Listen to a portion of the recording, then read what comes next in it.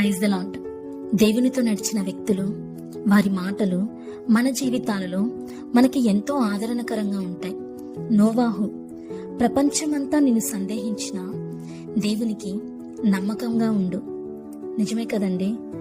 నోవాహు ఓడ కట్టేటప్పుడు అందరూ హేళన చేశారు, కానీ దేవునికి నమ్మకంగా ఉన్నాడు. అలాగే అబ్రహాము, వాగ్దానం ఇచ్చిన దేవుడు నెరవేర్చక మానడు. మోషే, పరిస్థితులు ఏవైనా దేవుడు నీ మార్గము సరళము చేయును. అలాగే యేసేపు, ఇతరులు చేసే కీడును దేవుడు నీకు మేలుగా మార్చగలడు. అన్నలు ఎంతో కీడు చేశారు, కానీ చివరికి అది యేసేపుకు మేలే జరిగింది.